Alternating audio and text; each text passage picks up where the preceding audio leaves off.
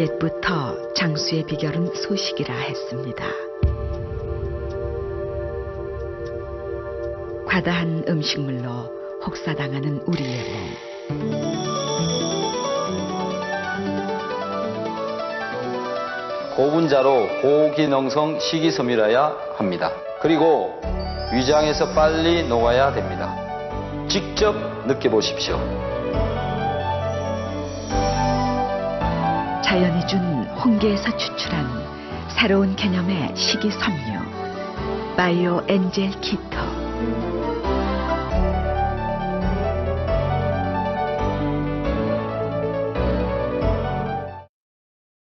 안녕하십니까. 오늘은 개껍질의 신비라고 하는 비디오를 같이 좀 보도록 하겠습니다. 개껍질의 신비. 개껍질 속에 들어있는 그 무엇이 우리 몸에 얼마나 좋게 작용을 하는지 1997년도에 설날 특집 방송으로 방송되었던 개껍질의 신비입니다. 몇 년 전 이야기죠. 한 20 몇 년 전 이야기입니다만은 이 내용들을 보면서 제가 제 생각을 여러분들께 설명을 좀 해드리도록 하겠습니다.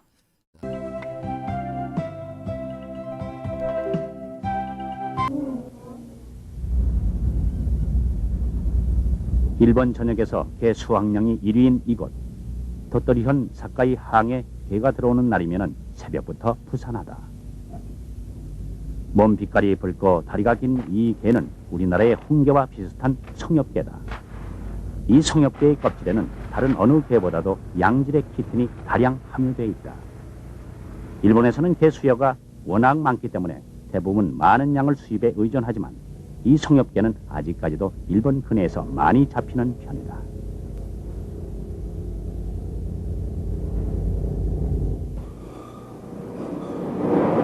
이 성엽개는 곧바로 게살 가공 공장으로 옮겨진다. 여기서 육질은 모두 식용으로 가공한다. 그런데 문제는 살을 발라내고 남은 게 껍질이다. 냄새나고 지저분한 이 껍질은 순식간에 산더미처럼 쌓이기 때문에 이런 게살 가공 공장에서는 늘 처치곤란이다.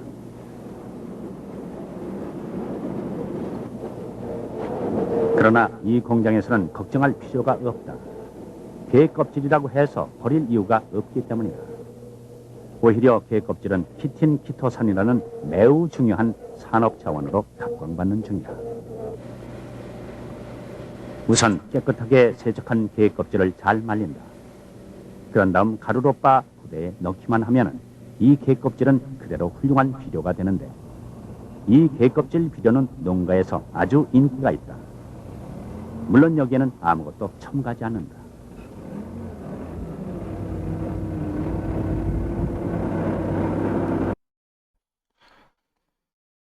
자, 보셨습니까? 개껍질들 많이 보셨잖아요. 이 개껍질이라고 하는 것이 무엇으로 만들어져 있느냐 하면 아까 키틴이라고 하는 말이 나왔잖아요.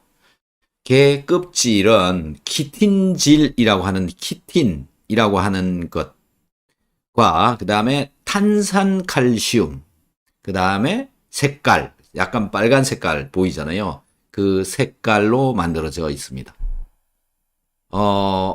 세 가지죠. 키틴질, 그 다음에 탄산칼슘, 그 다음에 색소. 요게 들어있고요. 그 다음에 이제 살을 발라내는데 살이 일부 완벽하게 100% 발라내는 게 아니니까 일부 좀 남아 있을 수 있죠. 뭐 그런 정도가 이제 되어지는데 키틴에 관한 이 개껍질에 관한 연구가 되어지지 않았을 당시에는 저런 방식으로 쏟아져 나온 껍질이 뭐 굉장히 많아요. 뭐 예전에는 뭐 몇만 톤, 몇십만 톤 이 정도로 굉장히 많은 양이 나오는데 이걸 버리면 폐기물이 되어 가지고 돈이 들어야 되는 겁니다. 그런데 이런 물질들을 좀 더 이제 자원으로 이용하면 어떨까라는 그런 연구가 1990년도 정도, 80년, 90년 그때부터 연구가 되기 시작했었죠. 그리고 그 당시에는 저 껍질을 지금처럼 비료로 이용을 한다. 저 껍질 속에 칼슘이 80% 정도가 들어있어요. 그래서 들어있는 그 칼슘을 토양에다가 환원을 시키는, 그 다음에 게 껍질 자체가 키틴질이라고 하는 것이 들어있는 그 키틴질이라고 하는 것이 탄수화물입니다. 탄수화물.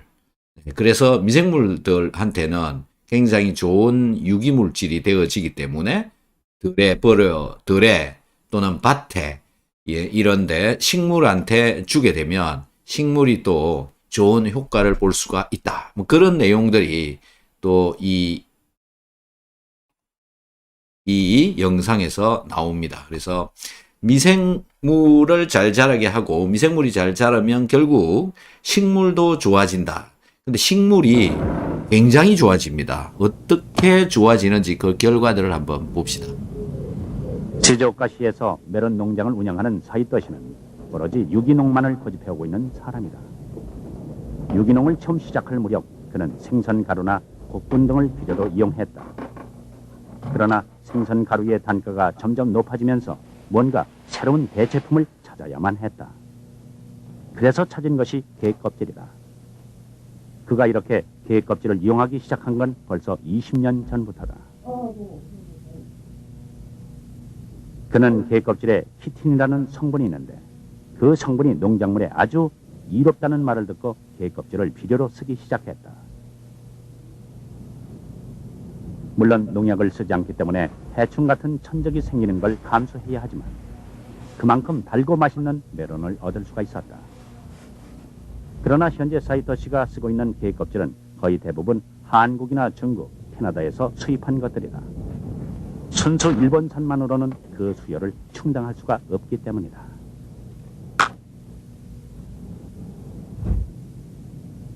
これがほら中学のでね、これは農協で作ってるやつね、農協の配合。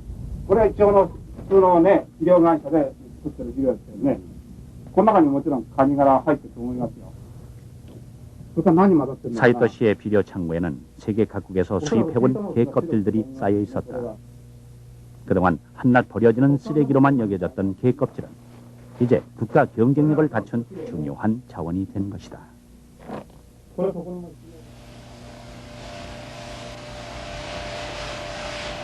사이타마 현에서 토마토 농장을 하는 우치다 씨 역시 5년째 게 껍질을 이용하는 중이다. 그는 게 껍질에서 추출한 키틴 가루를 아미노산 성분이 들어있는 비료에 섞어 쓰고 있는데 이 게 껍질을 쓰고 난 뒤부터는 농약을 쓸 때와 달리 벌레들이 꿰기 시작했다. 그것은 그만큼 게 껍질이 천연 성분으로서 인체에 무해하다는 것을 의미한다.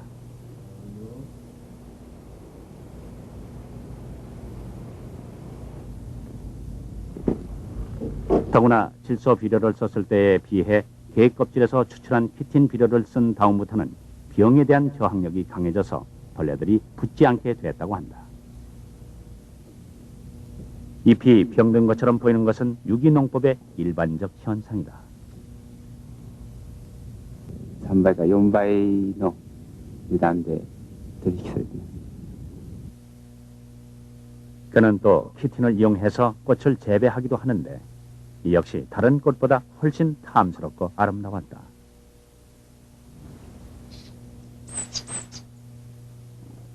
한국에도 이 게 껍질을 이용해서 성공한 사례가 있다. 경북 영덕에서 양계장을 하는 이용우 씨는 3년 전부터 홍게 껍질을 갈아 사료로 쓰고 있는데 이 게 껍질을 이용한 다음부터는 여러 가지 놀라운 변화가 일어났다는 것이다. 흔히 양돈이나 양계를 하게 되면 아무래도 고약한 냄새를 풍기게 마련이지만 이용우 씨의 축사에서는 200평 부지에 3만 5천 마리의 닭을 기르면서도 전혀 악취가 나지 않는다는 것이다. 뿐만 아니라 폐사율도 극히 낮아졌다. 이용우 씨가 게 껍질을 이용해 보자고 생각한 것은 의외로 간단한 동기에서였다. 영덕에는 이 지역 특산물로 잡히는 홍게의 가공 공장이 있다. 이 공장에서는 게의 살만 발라내서 가공 처리한 다음 전량 수출하는데 공장에서 버린 게 껍질이 언제나 수북하게 쌓여 있었다.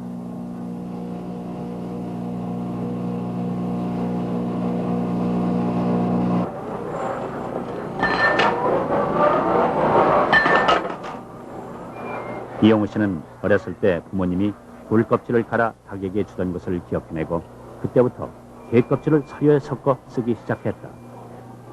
혼합 비율은 일반 사료 90%에 게 껍질 10%. 결과는 놀라웠다.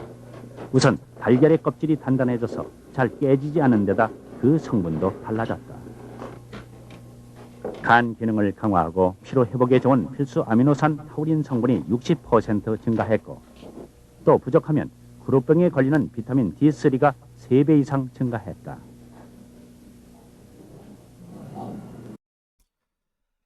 자, 지금 좀 전에 보신 게 껍질을 이 닭에다가 먹였더니 닭의 계란이 그 껍질이 단단해진다.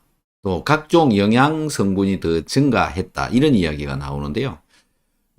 일반 사료에다가 게 껍질을 10% 정도를 섞었다. 이렇게 얘기가 나오고 있잖아요. 그래서 이 사료가 90%, 그 다음에 게 껍질이 10% 정도 들어간다. 이런 얘기인데, 저 게 껍질 속에 들어있는 것이 아까 세 가지라고 말씀드렸잖아요. 한 가지는 키틴질이라고 하는 거, 그 다음에 또 한 가지는 칼슘이라는 거, 그 다음에 색깔, 그 다음에 일부 살에 붙어 있는 단백질, 이런 정도죠. 뭐 어쨌든 네 가지 정도 되는데 제일 많이 존재하는 게 탄산칼슘입니다. 뭐라고요? 탄산칼슘. 이게 이제 조개 껍질에도 이런 것들이 들어 있습니다. 탄산칼슘이라고 하는 거.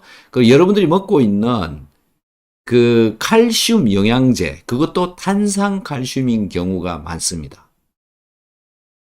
자, 닭에게 탄산칼슘이 많이 들어있는 게 껍질을 먹였더니 닭이 건강해지더라. 심지어 닭장의 냄새도 덜해지더라. 이런 얘기가 나오고 있는 겁니다. 왜 이런 일이 벌어졌을까라는 건데요. 결국은 기존의 닭들하고 이 게 껍질을 먹였을 때 하고의 차이가 뭐냐라는 건데, 칼슘이 많이 들어간 그런 사료가 되어졌다. 그 다음에 20%가 키틴질인데 이 키틴질이 들어간 사료가 되었다. 이것 때문에 나타나는 효과이지 않느냐, 이렇게 생각이 되어집니다. 그래서요, 결국은 닭이 예전에 영양 성분 중에서 칼슘이라고 하는 것들이 부족한 상태로 자랐는데, 그래서 계란도 껍질이 잘 깨지는 그런 것이었는데 칼슘을 더 먹였더니 더 좋아지더라. 이런 얘기인데, 결국 닭한테도 칼슘이 부족한 상황이었다라는 것은 여러분들한테는 이 칼슘이 부족한지 충분한지 이런 것들이 어떻게 평가되어질 것인가라는 겁니다. 여러분들의 몸속에는 칼슘이 부족한가요? 남아있는가요? 남는가요? 아니면 적당한가요? 이런 것들에 대한 결과, 데이터, 이런 것을 좀 이해를 해야 되지 않을까요? 칼슘이 부족한지 충분한지. 물론 혈액을 뽑아서 검사를 해보면 대부분 정상일 경우가 저는 많다고 생각합니다. 골밀도 이런 것들도 체크해야 되지만, 뭘 체크를 해야 될지 잘 모르겠지만 어쨌든 칼슘이 충분하게 들어가고 있는지 알아봐야 되지 않을까, 그런 생각을 하게 됩니다. 이런 영상을 통해서요. 자, 계속 봐보도록 하겠습니다. 자, 이제는요, 돼지한테 먹입니다. 게 껍질을 돼지한테 먹였더니 영덕군 농촌 지도서에서는 95년도부터 양돈에도 이를 적용해보기 시작했다. 이후 돼지고기의 성분 변화를 관찰했는데 게 껍질을 먹은 돼지가 그렇지 않은 돼지에 비해서 육질이 훨씬 부드러운 것으로 나타났다. 뿐만 아니라 동맥경화를 일으키는 콜레스테롤 수치가 40에서 50%까지 떨어졌음이 밝혀졌다. 자, 돼지한테 먹였더니 돼지의 몸속에 있는 콜레스테롤 수치가 50% 정도 내려갔다. 이렇게 얘기를 하고 있습니다. 키틴질이라고 하는 것은 키토산하고 다릅니다. 키틴질을 가지고 키토산을 만드는데 키틴질이라고 하는 걸 먹였더니 콜레스테롤이 줄었다. 이렇게 얘기를 하고 있죠. 자, 이게 이제 이 연구들이 축적이 되어져 가지고 결국은 이들의 악멸은 키토산도 단지 키틴 성분이 들어있는 게 껍질을 사료에 콜레스테롤을 내린다. 라는 것까지 이제 연구가 되어진 거죠. 이 신비의 키틴 성분은 사실은 지구상에서 가장 흔하게 구할 수 있는 성분이기도 하다. 매미나 거미, 바퀴벌레 같은 곤충, 버섯 같은 균류, 그리고 대부분의 어류에 들어있는 이 키틴질은 매년 1000억 톤 가량 생산된다.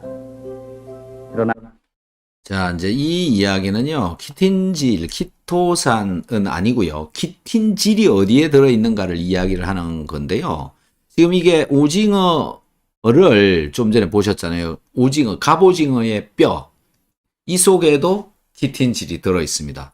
그 다음에 매미의 다리, 메뚜기의 다리, 물방개의 뚜껑, 새우 껍질, 개 껍질, 이런데 키틴질이 들어있습니다. 해양 또는 그 담수에 살고 있는 껍질이 딱딱한 생물들은 전부 키틴질이 들어있다라고 보시면 될 것 같습니다.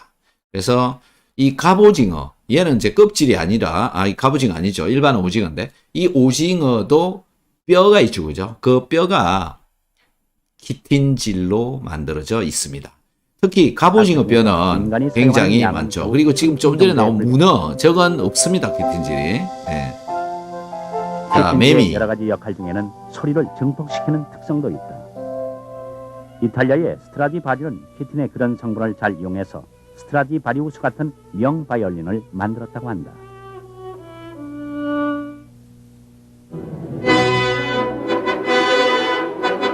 또 일본의 고급 음향기기 제작 회사들은 역시 키틴 성분을 이용해서 고급 스피커 공명판을 만들고 있다.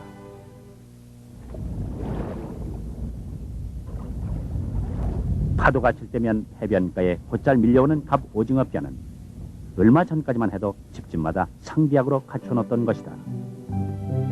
동의보감에도 이 갑오징어 뼈는 혈행을 돕고 지혈작용을 한다고 되어 있다.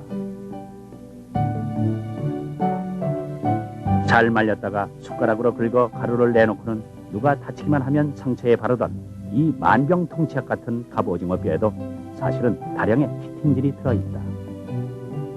갑오징어 뼈가 혈행을 덮고 지혈작용을 하는 것도 바로 그 때문이다. 그러나 이처럼 키틴질이 우리 몸에 이롭다는 것이 밝혀지기 훨씬 이전부터도 우리는 알게 모르게 이 키틴질을 상당량 흡수하고 있었다. 그런데 최근 이 키틴질에 관한 아주 새로운 이론이 나왔다. いろんな昆虫が蜜を求めてこういう葉っぱの花のところにやってくるんですね。そうするとそのいわゆる昆虫の足はこれこういうキチンとかキトサンとか総称してキチン質なんですよ。キチン質とその葉っぱと接触するわけですね。でこう植物の葉っぱとかこういう花びらにはキチン質がないんです。だけどキチンを溶かす酵素、難しいけど酵素、これ名前がキチナーゼとかいうんですけど、ね、こういう酵素がある。それでここちゃんとこう昆虫が止まると、そうすると瞬間的にいわゆるちょっと表皮が溶かされてしまうわけですね。で溶かされたやつがこれ植物がの細胞が使ってるということで、分かってる。それでさらに溶かされた昆虫の方は表皮をさらに新しく新陳代謝を作るんですけど、昆虫もいい成立してる。 자, 요 화면 잘 좀 봐보시면요. 여기에 보시면, 네. 곤충이 식물에 앉으면 접촉을 하게 되고요. 곤충의 다리와 식물이 만나게 되는 거죠. 곤충의 발과 식물이 만난다. 그러면 식물에서 이 곤충을 쫓아내기 위해서, 네.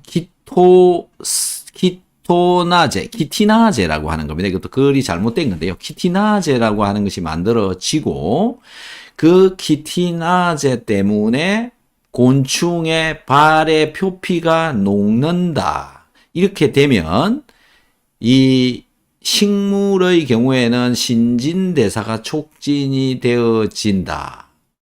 그 다음에 이 활성화가 되어진다.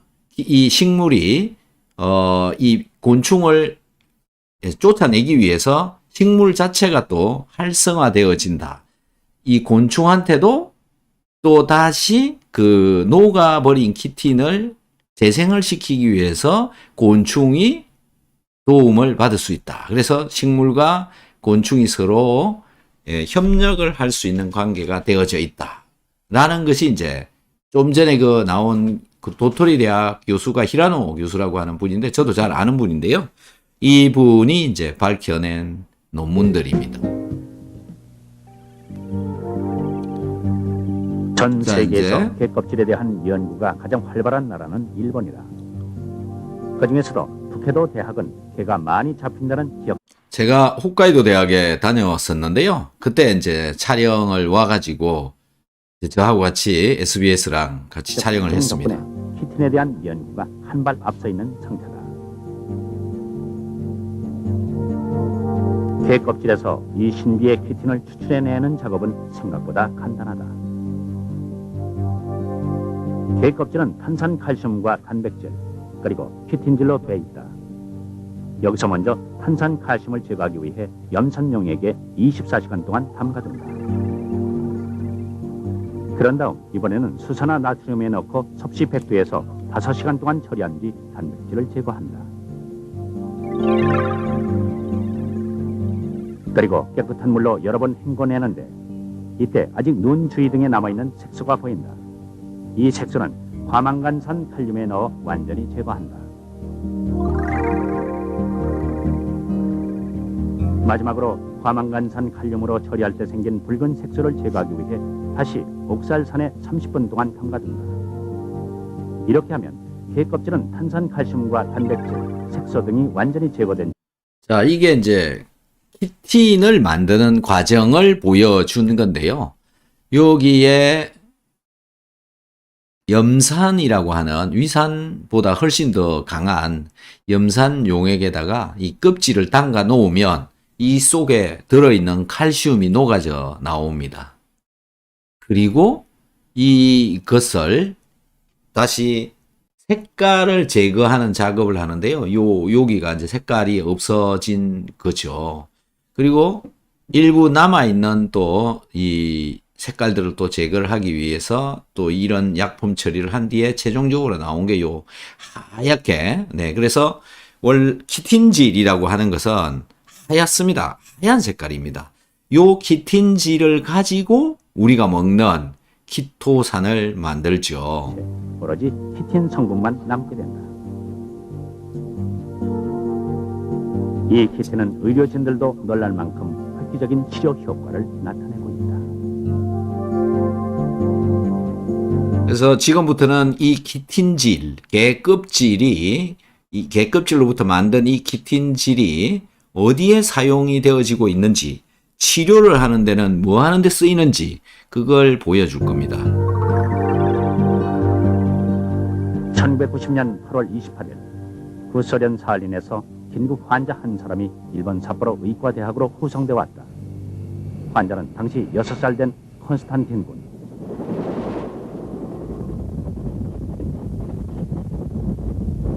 실수로 뜨거운 물이 쏟아지는 바람에 신체의 50%가량의 심한 화상을 입었다.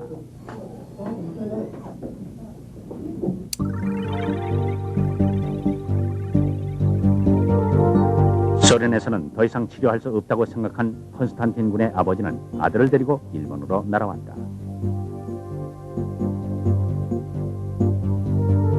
그리고 6번에 걸친 대수술 끝에 콘스탄틴 군은 일반 병실로 옮겼고 3개월 뒤에는 흉터 하나 없이 건강하게 완치된 모습으로 퇴원했다.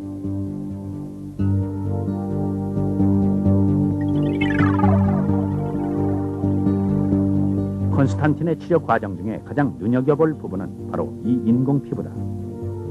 삿포로 의과대학에서는 콘스탄틴의 화상 부위에 이 인공 피부를 붙였는데 이것은 개 껍질에서 추출한 키틴으로 만든 것이다.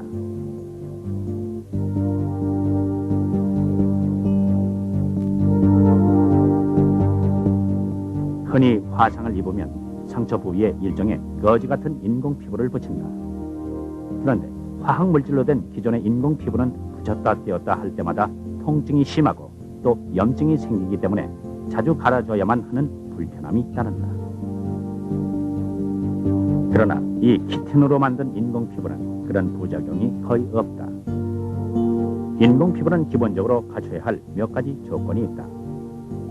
우선 피부에 직접 붙이는 것이기 때문에 조직 친화력이 있어야 한다. 그리고 피부에 달라붙는 밀착성이 좋아야 하며 가스와 물에 동화하는 성질이 있어야 한다.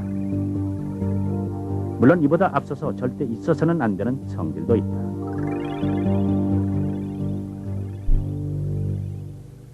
ノンアラージっていうのがあること、要するにアレルギー性のそういった局所の反応がないこと、それから局所へのそのトキシティですね、毒性がないこと、それからもう一つあえて言えばですね、これはノンカラシノジェニックであるべきなんで、要するにがんのですね、そういった原因になるようなものであっては困るわけです。 거기에 좀 더 욕심을 부리자면 지혈 효과나 살도듬을 촉진하는 요소 등이 가미돼 있어야 한다. 키틴 성분으로 만든 인공 피부는 이러한 여러 가지 조건을 완벽하게 갖추고 있어서 기존의 인공 피부 가운데 가장 치료 효과가 높다는 것이다.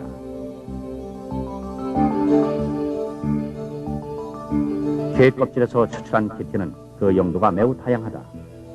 그 중에서도 의학계의 관심을 끄는 부분은 이 키틴 성분을 항암제에 붙였을 때 약물 효과가 크다는 점이다. 이 효과를 알아보기 위해서 한 가지 실험을 해보자. 우선 염화칼슘에 키틴 가루를 넣고 이틀 동안 강력하게 돌리면 진득진득한 용액 상태가 된다. 여기서 다시 염화칼슘을 제거하면 투명한 젤 상태가 되는데 이것을 키틴 폼이라고 한다. 지금 요거 말입니다. 좀 전에 키틴이라고 하는 것을 녹인다라고 말씀을 좀 전에 녹인 거 보셨잖아요. 이렇게 붓는 거. 그게 녹인 거거든요. 개껍질 그 키틴을 녹인 겁니다. 그래서 녹인 뒤에 다시 캐스팅이라고 해서 뭐 이런 방식으로 그 성형을 만드는 거죠. 어떤 모양을 만드는 겁니다. 이렇게 만드는 건데 저렇게 만들 수 있는 기술이 대한민국에는 없습니다. 저 개껍질을 녹이는 기술이 아직도 녹이지 못하고 있습니다. 개껍질은 못 녹입니다. 근데 유일하게 지금 좀 전에 저 실험을 하는 사람이 저거든요. 그러니까 제가 녹일 수 있으니까 대한민국에도 녹이는 기술이 있는 거군요. 저만 녹일 수 있습니다. 네, 그 정도로 굉장히 어려운, 네, 그죠. 자, 또 계속 한번 봐보도록 하겠습니다. 여기에 항암제를 넣어 항암 키틴 폼을 만들어 보겠다.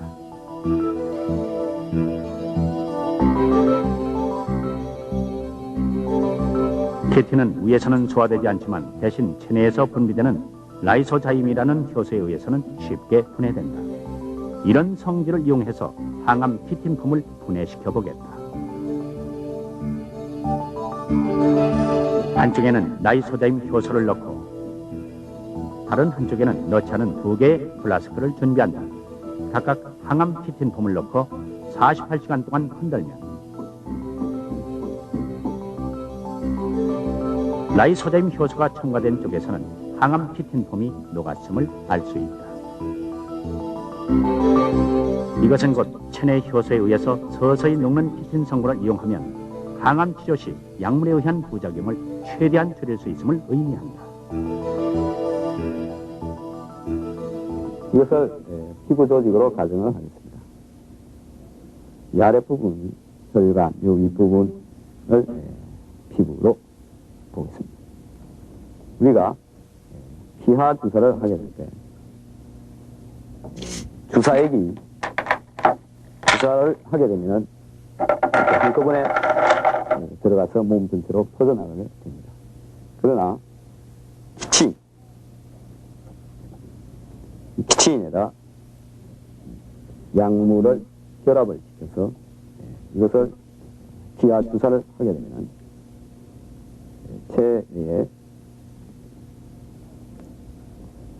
체내에 있는 고소에 의해서 이 키친이 하나씩 분해가 되면서 이 약물이 체내로 흘러 들어가게 됩니다. 이렇게 함으로 해서 여러 가지 부작용을 줄일 수가 있습니다. 키틴을 항암제에 섞었으면 치료 효과를 높일 수 있다는 것은 일본 학자들 간에는 이미 인정되고 있는 점이다. 그런데 여기서 한 단계 더 들어가서 게 껍질 자체가 직접 항암 작용을 한다는 연구 결과가 나와 있다. 게 껍질에서 추출한 키틴을 섭씨 121도에서 50% 강알칼리성 용액에 1시간 동안 담가두면 키토산이 된다. 자, 이 사진 잘 좀 보시기 바랍니다. 자, 왼쪽 편은 하얀 색깔이고요. 저게 키틴입니다. 그리고 오른쪽 편에 있는 거 약간 노르스름하지만은 저게 키토산입니다. 둘 다 생긴 모양 똑같이 되어져 있지만은 강한 알칼리라고 얘기했어요. 알칼리가 강한 정도가 얼마나 강하냐면 피부에 떨어뜨린 피부가 다 녹아버릴 정도로 강합니다. 저런 용액 속에 저 껍질을 집어넣고 키토산을 만드는 겁니다. 도저히 집에서는 이걸 만들 수가 없습니다. 온도를 아까 121도까지 올린다 그랬잖아요. 높은 온도의 강한 용액 속에서 만들어야 저 키틴에서 키토산이 만들어지는 겁니다. 자, 키토산은 이렇게 키틴에서 키토산을 만드는 거기 때문에 게 껍질을 아무리 많이 먹어도 키틴은 먹지만 키토산은 먹는 게 아니다라는 겁니다. 그래서 여러분들 중에 키토산 먹으려면 이 새우 껍질 같은 거 이런 거 그냥 부숴서 먹는 게 훨씬 더 좋은 거다. 이렇게 그러면서 껍질을 먹는데 키토산을 먹는 거는 아니다라는 겁니다. 키토산으로 만들어진 식품을 먹어야 겨우 키토산을 먹을 수 있는 거다라는 거고요. 새우 껍질, 게 껍질 갈아가지고요. 김치 같은 데 넣어서 먹으면 굉장히 좋습니다. 왜 좋냐? 새우 껍질, 게 껍질이요. 갈아가지고 김치에다 넣으면, 김치에 넣어 먹으면 키틴 올리고당이나 키토산 올리고당이라고 하는 것을 먹을 수가 있습니다. 그래서 면역을 높이는 데 굉장히 도움이 많이 될 수 있어요. 자, 게 껍질이나 새우 껍질을 갈아가지고 김치에다 넣어 놓으면 김치에서 만들어져 나오는 젖산에 의해서 얘네들이 칼슘이 김치 국물에 녹아 들어가게 되고요. 그 다음에 김치 국물 속에 살고 있는 미생물들에 의해서 그 키틴질이 분해가 됩니다. 그래서 키틴질이 분해가 되어진 것이 우리 인간의 몸에는 굉장히 도움이 많이 됩니다. 아까 곤충한테도 도움이 많이 된다고 그랬잖아요. 인간의 몸에도 당을 떨어뜨린다든지 면역을 증강시킨다, 면역을 조절한다든지 이런데 잘 쓰일 수가 있고요. 특히 항암을 하시고 계시는 분들 김치에다가 새우 껍질을 가득가득 갈아가지고요. 넣어서 김치를 담궈가지고 한번 드셔보십시오. 엄청난 변화, 엄청난 도움을 줄 것이다 라고 저는 생각을 합니다. 그리고 그런 논문들 많이 있습니다. 그래서 이 면역을 부활을 시켜준다, 면역을 조절을 하는 그런 기능이 있다라고 얘기를 하는데요. 지금 여기 눈앞에 보이는 이것들 중에서 사람 몸에 가장 더 도움을 많이 줄 수 있는 것은 김치 국물 속에 새우 껍질 가루를 갈아서 넣어 놓은 거를 발효를 시켜서 그 새우 껍질이 전부 사라졌을 때 먹으면 도움이 많이 된다라는 겁니다. 그래서 여러분들 중에 한번 드셔보시고 싶으신 분들은 만들어서 드셔보십시오. 21세기를 이끌어갈 새로운 자원으로 각광받고 있는 키토산은 몇 가지 점에서 키틴과 차이를 보인다. 우선 키틴이 체내 효소에 의해서 분해되는 데 비해 키토산은 체내에서 분해되지 않는다. 그러나 키토산이 가장 놀라운 점은 바로 암세포의 전이를 막는다는 점이다.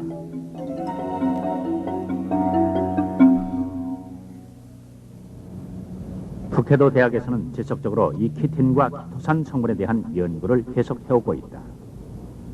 특히 암세포의 전이를 막는 실험을 보자. 먼저 아무것도 섞지 않은 증류수와 암세포가 전이할 때 내는 효소와 비슷한 분자 구조를 가진 색소를 준비한다. 그리고 항암 처리를 한 키토산 젤과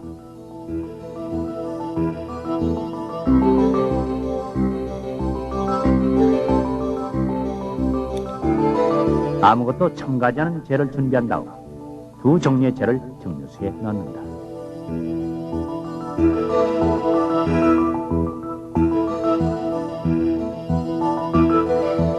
이 증류수에 앞서 말한 암세포가 전이할 때 내는 효소와 비슷한 분자 구조를 가진 색소를 첨가한다.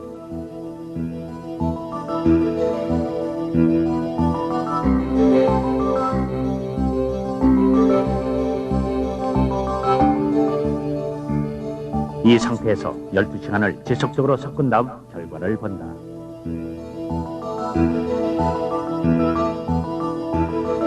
일반 젤은 그대로 있는 반면 항암 처리된 키토산 젤은 놀랍게도 색소를 완벽하게 흡착함으로써 색깔이 거의 까맣게 변해 있었다. 항암 키토산이 이처럼 색소를 잘 흡착한다는 것은 곧 암세포가 전이할 때 내는 효소도 그만큼 잘 흡착한다는 뜻이고, 그것은 다시 항암 키토산을 통해서 암 치료에 획기적인 장을 열 수 있다는 희망적인 메시지이기도 하다.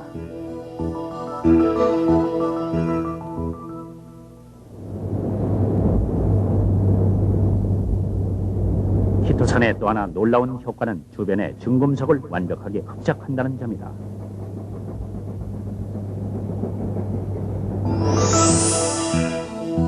키토산은 일반 중금속 응집제에 비해 최고 10배까지 높은 응집력을 보인다.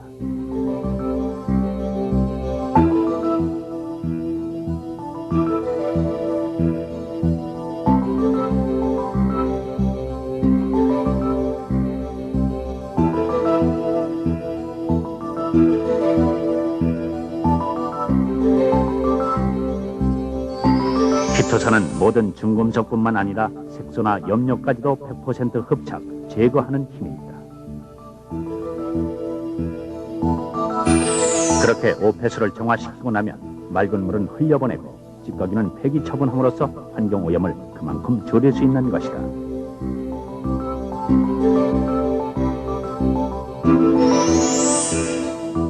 그러나 무엇보다도 키토산이 각광을 받는 가장 큰 이유는 현대의학으로도 완치가 어렵다는 암을 치료할 수 있다는 희망 때문이다.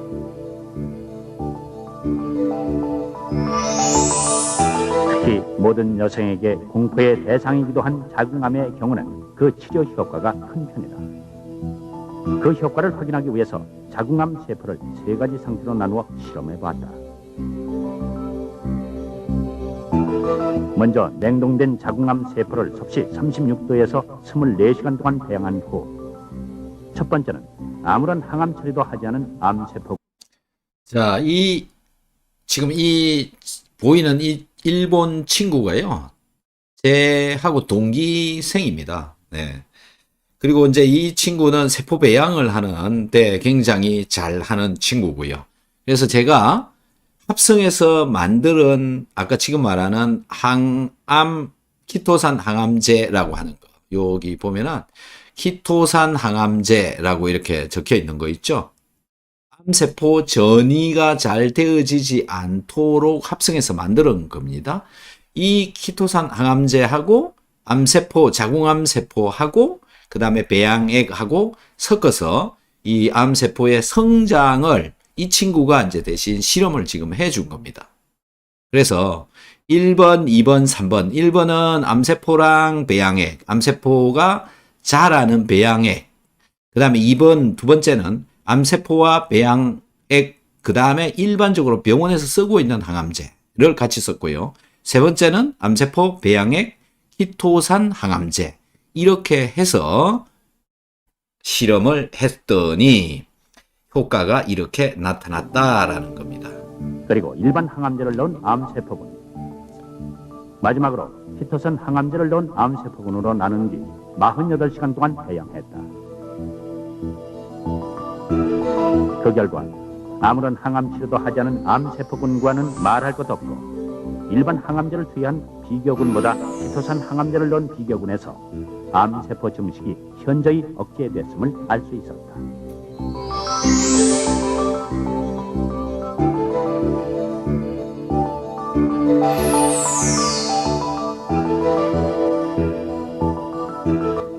例えば子宮がんとか子宮筋腫で子宮を取った女性はもう女性ホルモンが出てこなくなります。そういう時にはこういうところにホルモンを含んだこういうものを入れておいて、で徐々にホルモンが血中に出るようにする。そうすると1回やると1週間くらい注射しなくても済む。 꼭 항암 키토산이 아닌 순수 키토산만으로도 항암 효과를 볼 수 있다는 연구 결과도 있다. 암이 무서운 것은 혈관을 통해 체내로 들어간 암세포가 끊임없이 전이되기 때문이다. 암세포는 혈관 내에 있는 세포 간의 틈새를 통해 체내로 들어간 뒤 전이를 한다. 그런데 이때 만약 체내에 키토산이 있으면 이 키토산이 세포 간의 틈새를 막아버림으로써 암세포가 혈관 밖으로 빠져나가는 것을 막는다. 결국 암세포가 접촉 분자와 결합하는 기회를 차단함으로써 자동적으로 암세포의 전이를 막을 수 있다는 것이다.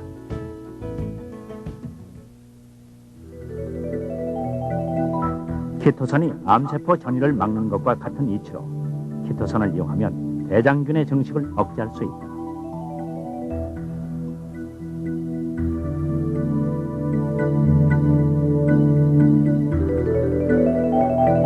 먼저 대장균이 잘 자랄 수 있도록 영양분이 든 배지에 일정한 양의 대장균을 넣는다. 그리고 또 다른 배지에는 대장균과 함께 키토산 올리고마를 넣는다. 키토산 올리고마라, 키토산의 분자 구조를 작게 만든 상태를 말한다.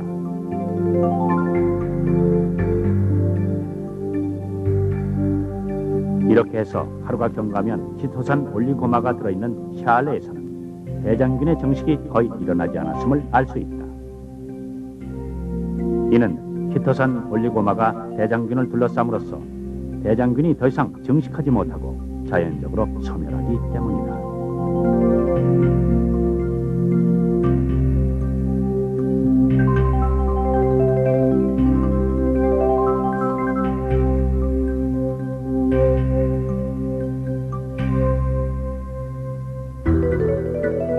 키토산의 이런 성질을 이용하면 식품의 저장 기간을 훨씬 늘릴 수도 있다.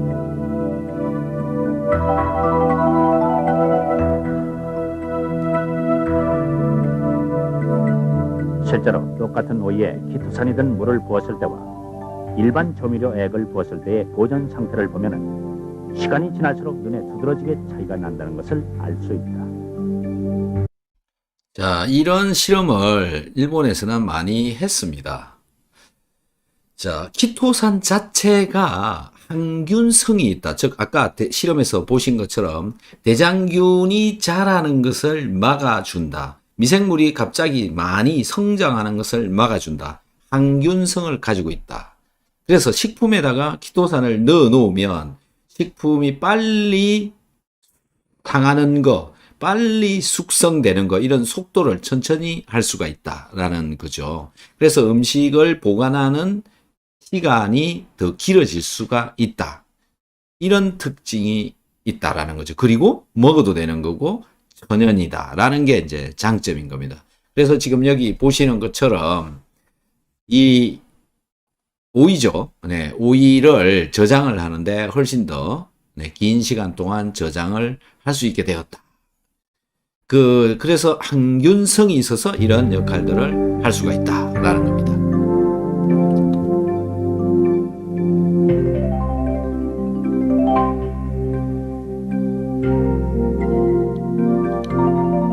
이게 키토산을 넣은 거고요. 키토산을 넣지 않은 겁니다. 뿌옇게 되었죠. 만약 이런 키토산을 가공식품에 응용한다면 방부제 없이도 오랜 기간 동안 식품을 보존할 수 있을 것이다.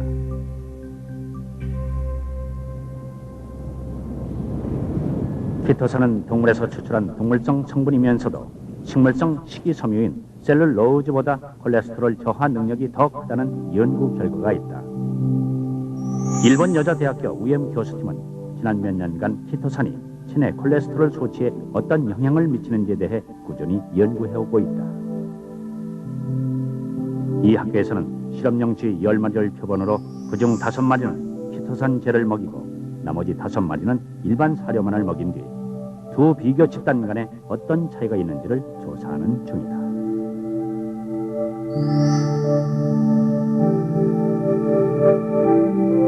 우리가 섭취하는 식품에는 상당량의 콜레스테롤이 들어있다. 이 콜레스테롤은 소화 흡수되면 간장으로 들어가는데 이것이 농축되면 담즙산이 된다. 음이온을 띠고 있는 이 담즙산은 그 성질이 마치 콜토로와 비슷해서 직장암을 유발할 가능성이 높다고 보여지고 있다. 그런데 만약 체내에 양이온인 키토산이 있으면 이 담즙산과 결합해서 변과 함께 체외로 배출된다고 한다.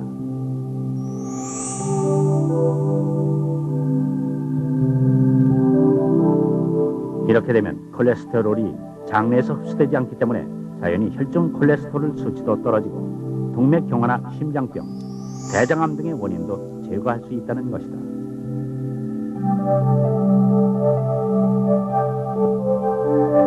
그렇다면 실제로 키토산을 섭취했을 때 어떤 결과가 나오는가? 일본 여자대학의 실험에서는 키토산을 먹인 쥐는 그렇지 않은 쥐에 비해서 혈중 콜레스테롤 증가율이 거의 절반 수준으로 떨어져 있었다. 자, 이 데이터를 좀 한번 보시면은요. 이게 날짜가 이제 9일 동안까지 매긴 거죠. 쥐의 콜레스테롤, 혈중 콜레스테롤 농도를 체크를 한 거거든요. 키토산 분말을 사료로 먹였을 때, 키토산 겔 사료를 먹였을 때는 콜레스테롤 농도가 100, 150 이 정도 차지하는데 일반 사료만 그냥 먹이면 이렇게 콜레스테롤이 이렇게 많다 이런 얘기가 되는 겁니다. 그래서 이런 논문들은요 굉장히 많이 있습니다. 키토산을 먹으면 콜레스테롤을 떨어뜨릴 수가 있다. 지금 저건 이제 동물 실험에서 굉장히 드라마틱하게 좋은 결과가 나온 거죠.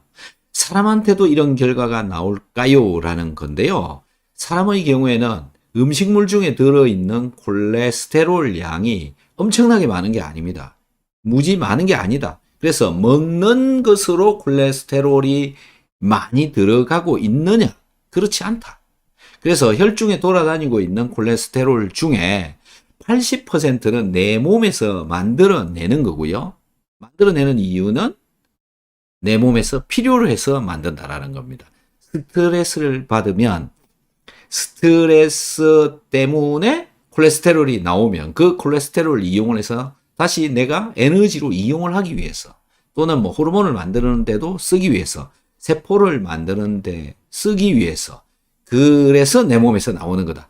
80%는 내 몸에서 만들어내는 것이고 20% 정도만 내가 먹는 음식물을 통해서 들어가고 있다는 겁니다. 이런 것들 때문에 키토산을 먹는 것으로부터 음식 중에 들어있는 콜레스테롤을 붙잡고 빼는 데는 굉장히 탁월한 효과를 볼 수가 있다라는 거죠.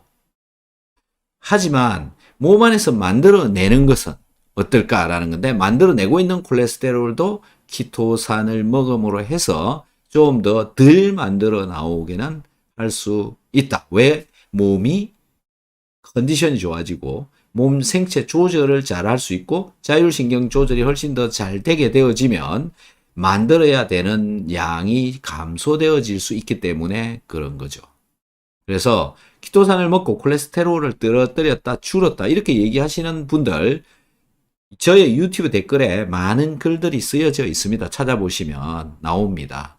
그래서 식약처에서, 대한민국 식약처에서 키토산을 먹으면 콜레스테롤을 감소시킬 수 있음이라고 하는 문구를 박스에 표기를 해서 광고를 하도록 그렇게 허가를 내주고 있다라는 겁니다. 그래서 이런 논문들이 그런 허가를 낼 수 있는 근거가 되어졌던 겁니다.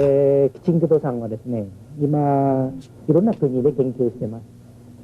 おそらく日本が一番進んでいると思います。だけどまだ基礎研究の段階で応用は今やってるんだけども、まだ広くはない。ただ将来性があるんですね。で、どういうところに将来性あるかというと、まず食品工業では、例えば食物繊維として使われて、コレステロール低下作用ですね。で、これはいろんな人がやってますから、もうおそらくは間違いないですね。 또 일본 에이메 대학의 오쿠다 교수는 일정량의 키토산을 섭취하면 평소에 5짝에 먹는다 해도 고혈압 걱정을 할 주장한다. 그의 주장대로라면 우리가 먹는 소금은 NaCl, 나트륨과 염소 성분으로 되어 있는데 키토산이 이 염소 성분을 흡착해서 배출함으로써 고혈압의 원인을 제거해 버린다는 것이다. 키토산이 키틴과 구별되는 또 한 가지 성질은 키토산은 키틴과 달리 항균성을 갖고 있다는 점이다. 키토산으로 실을 만들려면 우선 강알칼리성 용액을 통과해야 한다. 그러나 이 실을 뽑는 과정은 상당한 노하우가 필요하기 때문에 일반 업체는 물론이고 국회도 대학에서조차 어느 정도의 알칼리성 용액을 통과하는지에 대해서는 밝히려 하지 않고 있었다.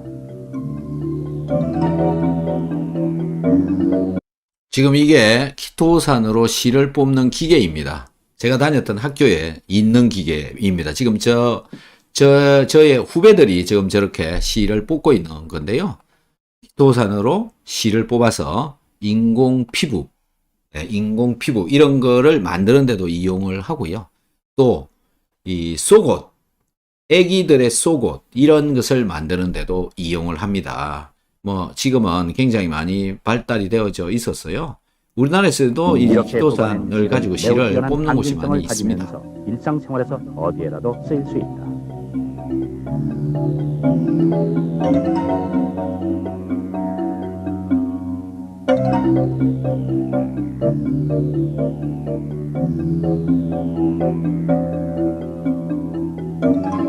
개껍질로 만든 키토산 실입니다. 키토산 섬유로 만든 제품들은 다른 내 후배인데 그 실을 가지고 머리를 잠해놨습니다.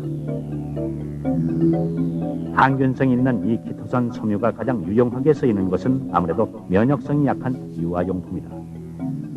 처음 키토산 섬유로 된 기저귀가 나왔을 때는 신소재로 각광을 받았지만 일회용 기저귀가 나온 이후로는 거의 대부분 소비자들이 값싸고 편리한 일회용을 찾는 바람에 유아용품은 불경기를 맞고 있다.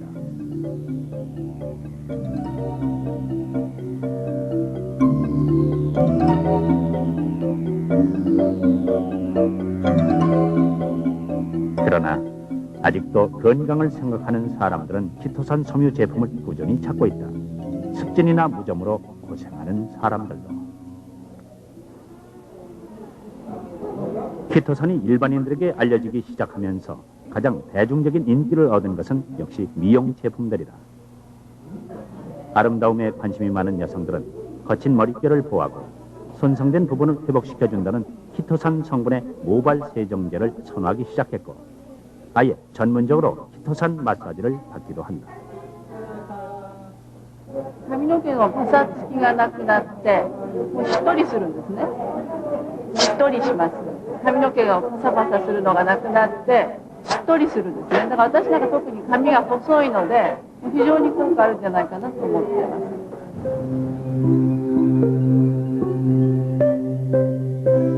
키토산은 단지 보습 효과만이 아니라 세포 내부에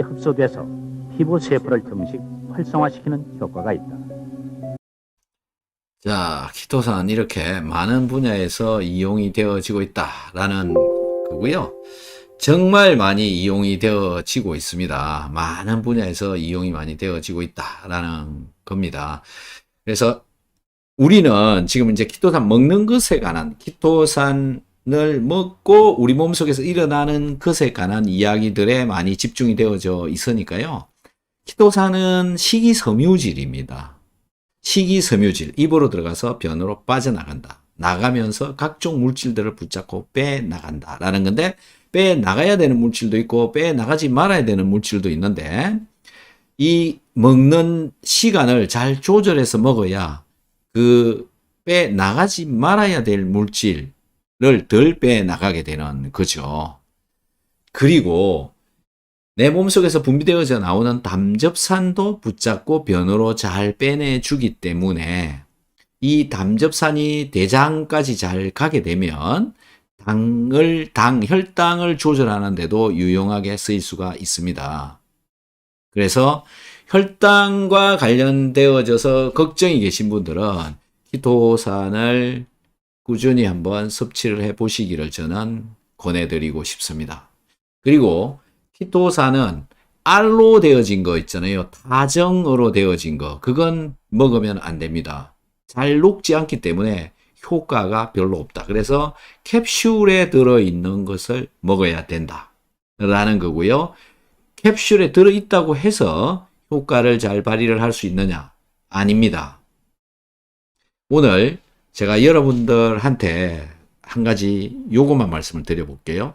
키토산을 먹을 때는 비타민C랑 꼭 같이 먹어야 됩니다. 제가 꼭 같이 먹으라고 하는 이유가 있기 때문에 이렇게 얘기를 하는 겁니다. 키토산만 딸랑 먹는 분들이 많이 있는데 효과 못 봅니다. 효과 안 나요.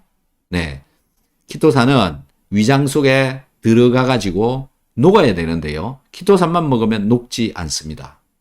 그래서 비타민C를 같이 먹으라고 제가 이야기를 하고 있는 겁니다. 화학적으로 염산, 우리 위장 속에 있는 염산에 키토산은 녹지 않습니다.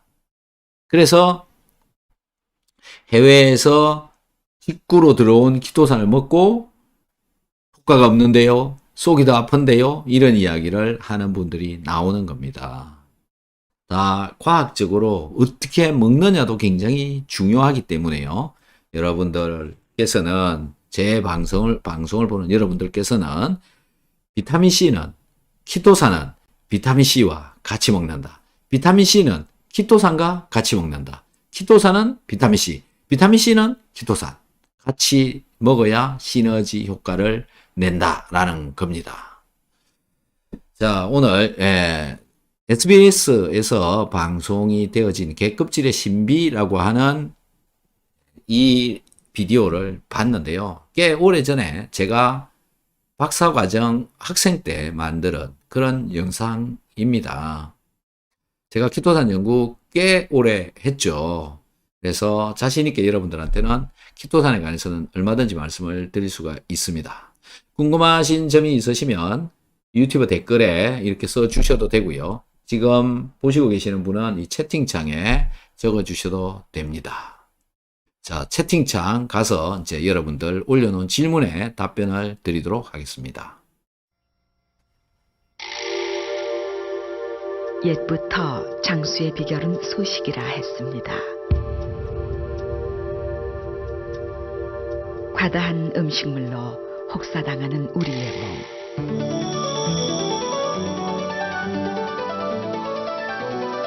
고분자로 고기능성 식이섬유라야 합니다. 그리고 위장에서 빨리 녹아야 됩니다.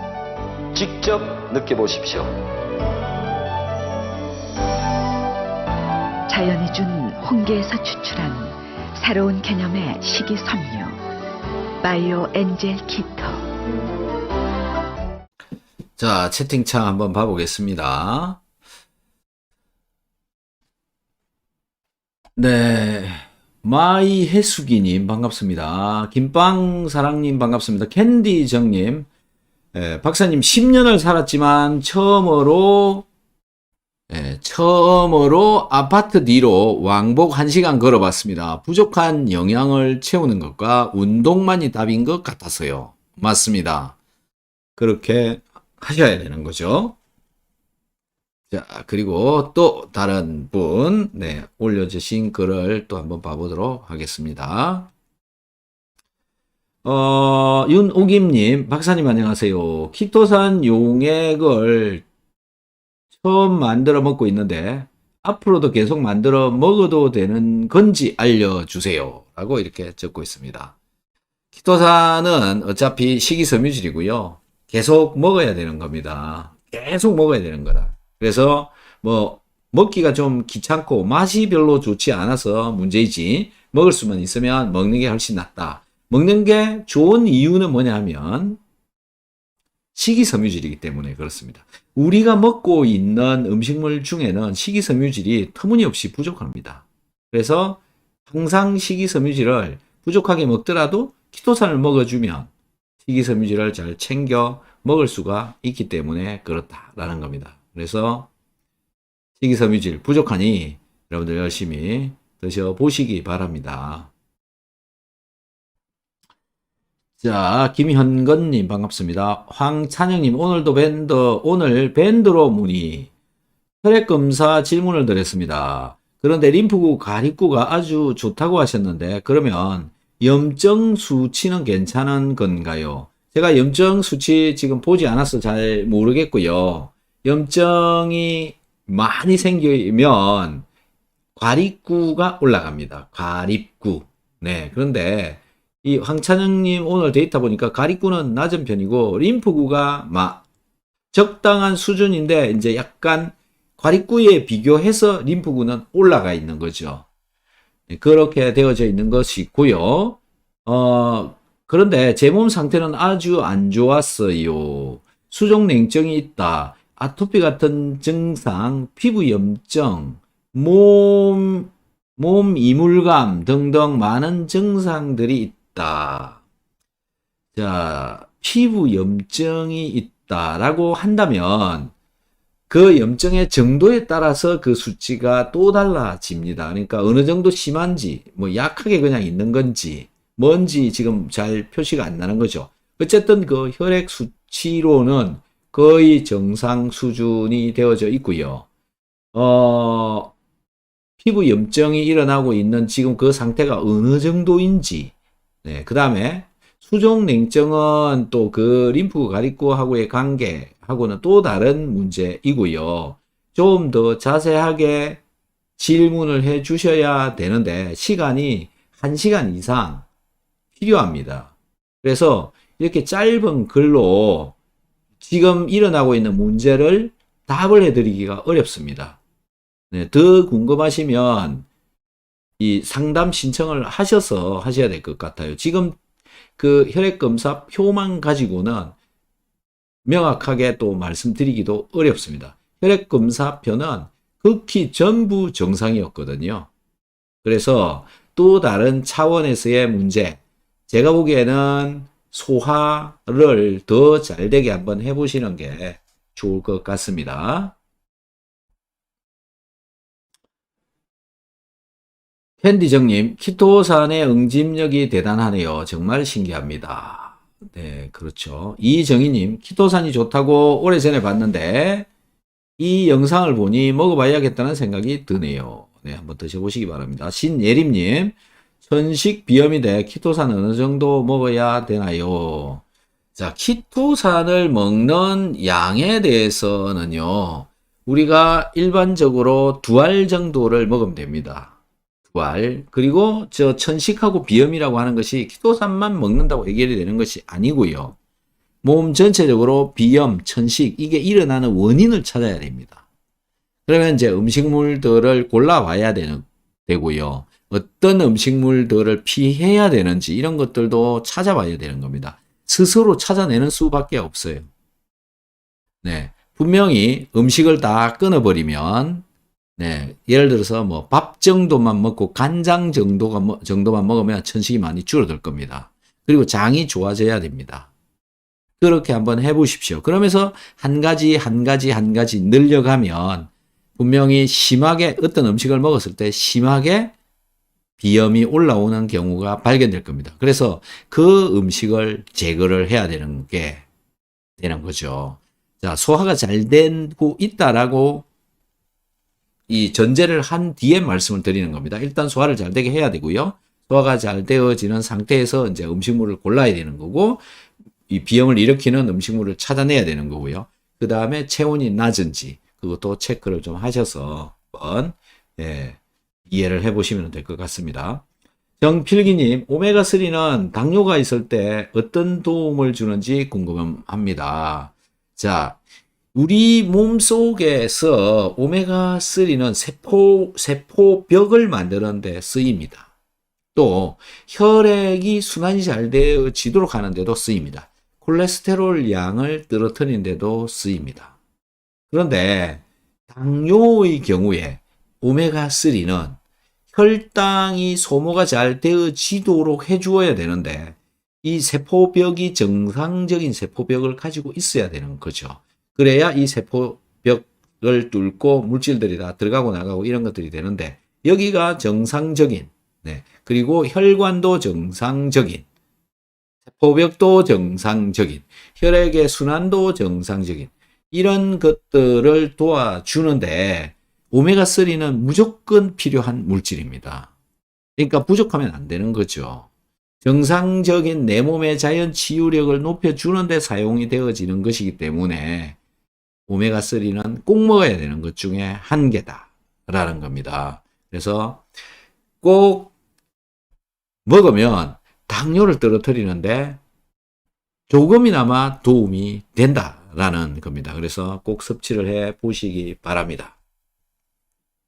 자, 시간이 많이 된 것 같습니다. 오늘 같이 참여해 주신 여러분께 감사의 말씀을 드립니다. 안녕히 계십시오. 이만 마치겠습니다.